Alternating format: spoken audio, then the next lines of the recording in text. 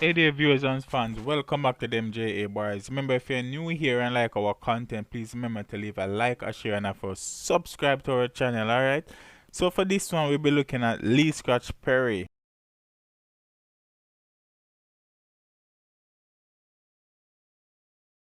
And of course, before I dig any deeper, my deepest condolences to the family, friends, and fans of legendary record producer and singer Rainford Hugh Perry, affectionately known as Lee Scratch Perry, alright? Alright, so Lee Scratch Perry, he got the order of distinction. He was born Rainford Hugh Perry on the 20th of March 1936, right?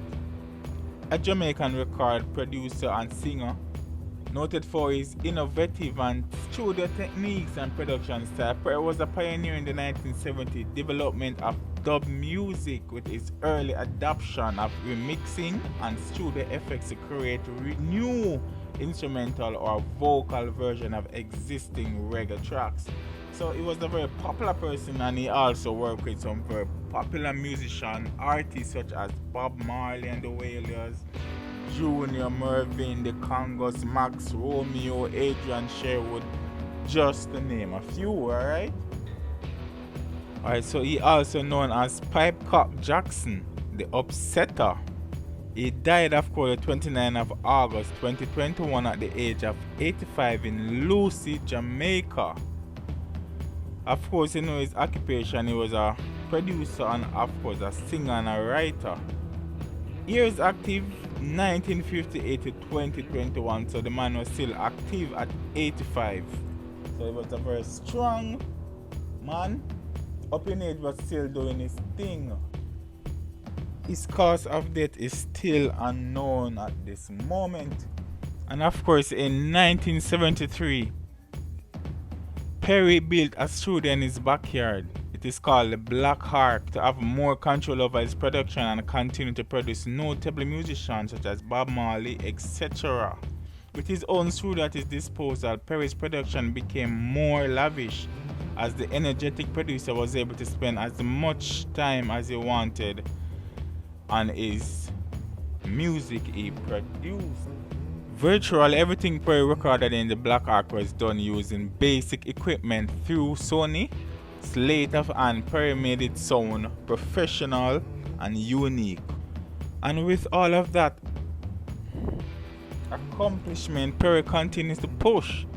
In fact, in 2003, Perry won a Grammy for Best Reggae Album with the album Jamaican E.T. in 2004.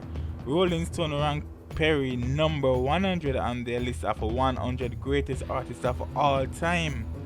He teamed up with a group of Swiss musicians and performed under the name Lee Perry and the White Belly Rats, and touched the United States in 2006 and 2007 using the New York City based group.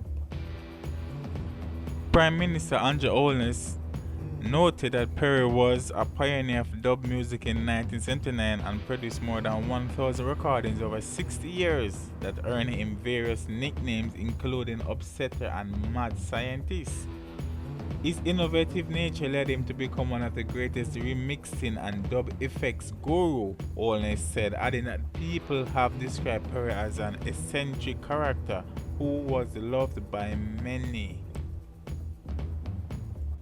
Perry is credited for reggae hits including Dreadlocks in Moonlight, City Too Hot, and Curly Locks. He kept producing music until recently, posting on Twitter last month that he was preparing for shows in Europe later this year.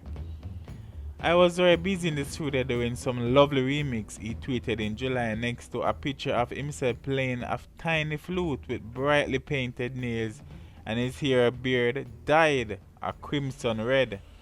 Keeping fit for the upcoming shows in Europe and hoping they will happen, Perry said.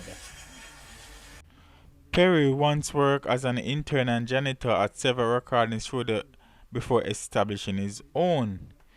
In a podcast interview last year posted by Berkeley Online, Perry said music brings joys and represents magic to him. Me believe in good cards, me believe in soul, me believe in soul music and singers, funky singers, pop singers, he said.